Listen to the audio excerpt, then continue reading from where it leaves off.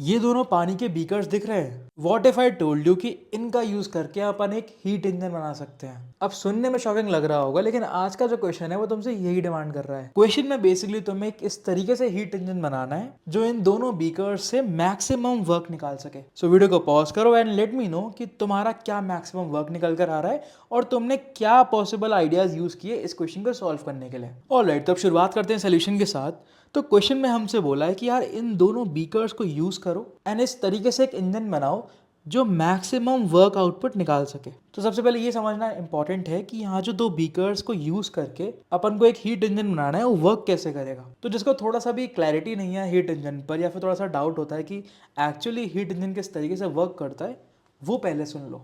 So a short description कि जब हम बात करते हैं कि हीट इंजन की, so we have a system जो दो अलग अलग रिजर्वायर्स पर वर्क करता है। एक रिजर्वायर को अपन कहते हैं हॉट रिजर्वायर और एक रिजर्वायर को अपन कहते हैं कोल्ड रिजर्वायर। अब हमारा जो इंजन होता है वो हॉट रिजर्वायर से थोड़ा अमाउंट ऑफ हीट गेन करता है, सपोज इसको अपन Q1 बोलते हैं। वो कुछ सर्टेन प्रोसेसेस करता है और कोल्ड रिजर्वायर में कुछ अमाउंट ऑफ हीट वो थ्रो कर देता है, सपोज इसको अपन Q2 बोलते हैं। अब ये जो प्रोसेसेस हुई हैं ये एक साइक्लिक प्रोसेस होती है एंड बिकॉज ऑफ दैट हमारी जो इंटरनल एनर्जी में चेंजेस होते हैं दैट इज ऑलवेज जीरो। सो यहाँ से हमारे पास जो हमारे इंजन ने वर्क आउटपुट किया है, कुछ इस तरीके से अपन बोल सकते हैं वर्क आउटपुट, ये बराबर हो जाता है Q1 माइनस Q2 के। ऑल राइट, एंड अकॉर्डिंगली अपन जो इंजन है उसकी एफिशिएंसी को डिफाइन करते हैं एज वर्क आउटपुट, कि यार हमारे इंजन ने कितना काम किया, डिवाइडेड बाय हीट इनपुट, कि यार कितनी एनर्जी एक्चुअली मैंने प्रोवाइड करी है अपने इंजन को, that is Q1। All right, अब क्वेश्चन के अंदर एक्चुअली क्या हुआ कि जो हॉट रिजर्वायर था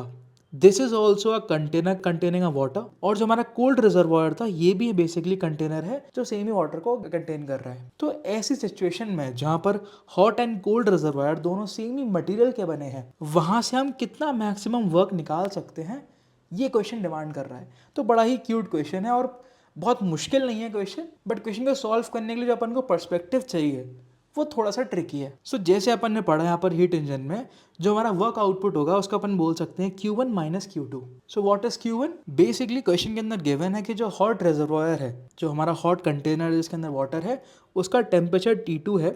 तो इससे अपन ने कितनी हीट ली होगी, यहाँ पर थोड़े से ना जो निमोनिक्स है उसमें गलती हो रही है, इसको ना Q2 बोल दो और इसको Q1 बोल दो, बिकॉज हॉट जो है वो T2 वाला रिजर्वायर बोला गया है। So basically this is Q2, this is Q1। So Q2 amount कितना हो जाएगा कि कितनी हीट अपन ने उस हॉट वाटर कंटेनर से ली होगी, that can be written as जो उसका मास है हमारे वाटर का, जो उसकी स्पेसिफिक कैपेसिटी है एंड जो उसके टेम्परेचर में डिफरेंस आया। सपोज हीट निकालने के बाद हमारा जो हॉट रिजर्वायर था उसके टेम्परेचर को अपन बोल सकते हैं as TF,2, basically final temperature of my hot reservoir. तो यहाँ से सिंपली अपन कैलोमेट्री का फॉर्मूला लगाकर बता सकते हैं कि Q2 कितना हो जाएगा। ऑलराइट, बेसिकली Q2 पॉजिटिव होगा बिकॉज जो टेम्परेचर है वो ज़्यादा है तो हीट उसने दिया होगा सिस्टम को। सिमिलरली अपन Q1 निकाल सकते हैं कि कितनी हीट एक्चुअली कोल्ड वाले वाटर को मिली। सो अगर मैं अज्यूम करता हूँ कि उसका जो फाइनल टेम्परेचर है, यहाँ पर हम ये नहीं बोल सकते कि दोनों का सेम होगा, अपन को अलग अलग ही अज्यूम करना होगा। Suppose that is TF,1। सो यहाँ से कितना अमाउंट ऑफ हीट आया उसके अंदर। नाउ इनका जो डिफरेंस है that is what my work output, जो मेरे सिस्टम ने, मेरे हीट इंजन ने किया होगा। So I can say this work is equals to Q2 minus Q1। थोड़ी सी मैनिपुलेशन करोगे कैलकुलेशंस के अंदर तो तुम्हारे पास फाइनल जो कैलकुलेशन आएगी that will be equal to this equation. अब यार क्वेश्चन के अंदर हमें डिमांडेड है कि इसको अपन को मैक्सिमाइज करना है, मतलब मैं चाहता हूँ कि एक ऐसा हीट इंजन बने जो मैक्सिमम वर्क आउटपुट दे सके। तो उसके लिए मुझे क्या करना होगा, एक बार ध्यान दो। बिकॉज जो रिजर्वायर्स थे हमारे, जो कंटेनर्स हैं वाटर कंटेनर्स, उनका जो इनिशियल टेम्परेचर है दैट इज फिक्स्ड, मास उनका फिक्स्ड है, स्पेसिफिक हीट कैपेसिटी भी उनकी फिक्स्ड है। जो चीज चेंज हो सकती है that is their final temperatures. So अपन को इन दोनों टेम्परेचर्स का सम इस तरीके से चाहिए सच दैट हमारा जो वर्क आउटपुट है वो मैक्सिमम हो जाए। तो सिंपली अपन देख सकते हैं इक्वेशन से, ये काफ़ी स्ट्रेट फॉरवर्ड है कि यार मुझे चाहिए TF2 प्लस TF1 इसकी मिनिमम वैल्यू, राइट, बिकॉज यही मिनिमम होगा तो मुझे वर्क आउटपुट मैक्सिमम आ जाएगा। ऑल राइट, अब यार इसकी मिनिमम वैल्यू अपन कैसे निकाल सकते हैं, यही इस क्वेश्चन की ट्रिकीनेस है। सो पहली इंस्टेंस पे अपन कैसे निकालते हैं, मिनिमा कैसे निकालते हैं। हमारे दिमाग में आता है यार डिफरेंशिएट कर दो इसको, बट मुझे डिफरेंशिएशन के लिए कोई ऐसा फंक्शन चाहिए एक सर्टेन वैल्यू का, तो वो थोड़ा सा यहाँ पर हो सकता है कि यार वो रॉन्ग पाथ है। और क्या तरीके होते हैं मिनिमा निकालने के, तो जो मोस्ट स्ट्रेट फॉरवर्ड तरीका है एक मिनिमा निकालने का किसी भी दो पॉजिटिव क्वांटिटीज का, that is their AM is greater than their GM, right. ये अपन ने जो पढ़ा होता है सीक्वेंस सीरीज के अंदर, जो कितने ज़्यादा सवालों में यूज होता है, वही अपन को यहाँ भी यूज़ करना है, बिकॉज मुझे इस सम की मिनिमम वैल्यू चाहिए। सो आई कैन से कि ये जो ए एम है ये हमेशा बड़ा होगा इनके जी एम से, that is this value, right. तो यार मैं इस सम की जगह अगर ये वाला सम रख देता हूँ या दिस नंबर रख देता हूँ तो मुझे मैक्सिमम वर्क मिल सकता है। बट अभी भी कंफ्यूजन है कि मुझे नहीं पता कि यार इनके जीएम की मिनिमम वैल्यू क्या है, राइट। बिकॉज अभी भी मेरे लिए ये दोनों ही टेम्परेचर्स अननोन है। अब मैं क्या कर सकता हूँ, तो उसके लिए मैंने अगेन सोचा कि यार ये जो पूरा सिस्टम वर्क कर रहा है कि यार मैं अपने कंटेनर से हीट ले रहा हूँ, उसके बाद कोल्ड कंटेनर में हीट जा रही है, इस पूरी प्रोसेस में हो क्या रहा होगा कि यार जैसे ही हमारा जो हॉट कंटेनर है वो हीट बाहर देता है, इंजन की तरफ देता है, तो उसकी जो एंट्रोपी है ना यार उसमें कुछ डिक्रीमेंट आएगा। एंड सिमिलरली जो हमारा कोल्ड कंटेनर है वो अगर हीट लेता है तो उसकी एंट्रोपी में इंक्रीमेंट आएगा। एक बार ना मैं एंट्रोपी डायरेक्शन में जाने का ट्राई करता हूँ, बिकॉज मुझे पता है कि यार टेम्परेचर डिफरेंस कितना है इनका, मुझे एक्चुअली वही निकालना है। बेसिकली मुझे TF1, TF2 ही निकालना है, उनका प्रोडक्ट निकालना है। तो मुझे टेम्परेचर की बात करनी पड़ेगी और मुझे एंट्रोपीज का आइडिया भी लग चुका है कि यार हॉट कंटेनर की एंट्रोपी डिक्रीज होगी और कोल्ड कंटेनर की एंट्रोपी इंक्रीज होगी। सो अपन एक बार ट्राई करते हैं एंट्रोपी की तरफ जाने का। So basically suppose for hot container अगर मैं उसकी एंट्रोपी लिखता हूँ DS2, बेसिकली जो भी इंक्रीमेंट हुआ है इसके एंट्रोपी के अंदर, this can be written as dQ2 upon T2, right.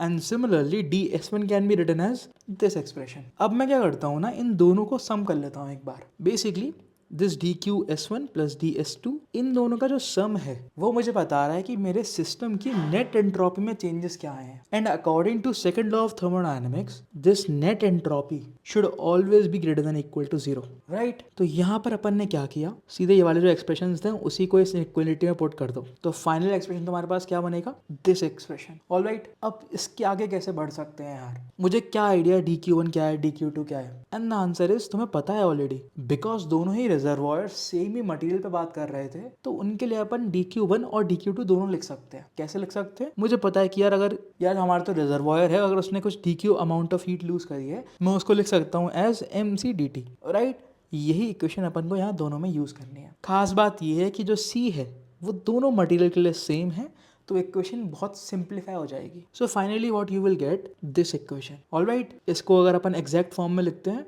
तो this is D21 DT1 greater than equal to 2।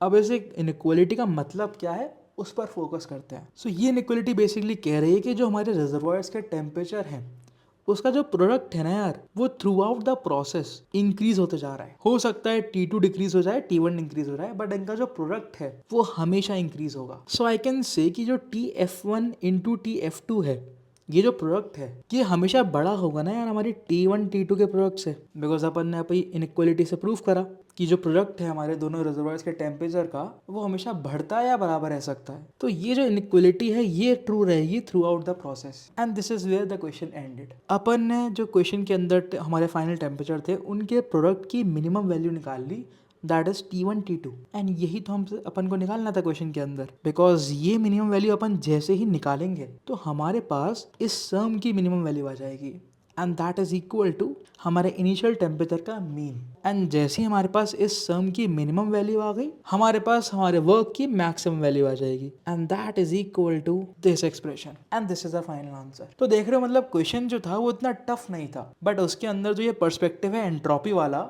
और ये जो AM ग्रेटर देन GM वाली जो ट्रिक है ये इस क्वेश्चन को इंटरेस्टिंग बना रही है। और ऐसे क्वेश्चन जेईई एडवांस में आ सकते हैं जो इतने कैलकुलेटिव ना हो बट थोड़े से अलग पर्सपेक्टिव वाले हो। तुम्हें क्वेश्चन के अंदर एंट्रोपी वाला एंगल सोचना ही हो, और एक्चुअली ना ये एंगल ऐसे मैंने नहीं सोच लिया हवा में। जो हमारे हीट इंजन्स होते हैं ना यार, जब अपन उनके बारे में पढ़ते हैं तो एंट्रोपी वाला एंगल आ ही जाता है, बिकॉज अपन को पता है कि अगर अपन को मैक्सिमम वर्क चाहिए होता है तो हमारी जो प्रोसेस हो रही है ना वो फर्स्ट ऑफ ऑल रिवर्सिबल होनी चाहिए, राइट। और हमारी जो एंट्रोपी चेंज है वो मिनिमम होना चाहिए, सो दैट ज़्यादा से ज़्यादा जो हमारी एनर्जी है वो वर्क आउटपुट में दे सके। सो अगर तुम्हें ये वाला कॉन्सेप्ट पता होगा, ये वाली अंडरस्टैंडिंग पता होगी, तो नेचुरली तुम एंट्रोपी की तरफ कूदोगे ही, और वहाँ से फिर तुम क्वेश्चन को बहुत आसानी से सॉल्व कर पाओगे। बिकॉज मैं तुम्हें एक्सप्लेन कर रहा हूँ तो मैं थोड़ा स्लो जा रहा हूँ, बट जब तुम क्वेश्चन को सॉल्व करोगे तो तुम्हारे पास इस स्टेप से तुरंत ये वाला स्टेप आ जाएगा, एंड डायरेक्टली फिर AM ग्रेटर देन GM लगाकर तुम मिनिमम वैल्यू तक पहुंच जाओगे। ऑलराइट, आई गेस बड़ा मजा आएगा बिकॉज क्वेश्चन काफ़ी इंटरेस्टिंग था और थोड़ा सा क्यूट था, कि यार अलग ट्रिकनेस लग रही है, अलग पर्सपेक्टिव लग रहा है। अब अगर तुम ऐसे क्वेश्चन सीखना चाहते हो, ऐसे सोल्यूशंस देखना चाहते हो, then check out our course SO60। इसका लिंक डिस्क्रिप्शन में मेंशन है, वहाँ से जाके तुम जो कोर्स की डिटेल्स हैं वो देख सकते हो। इसी के साथ वाली वीडियो को एंड करते हैं, मिलते हैं फिर नेक्स्ट वीडियो में।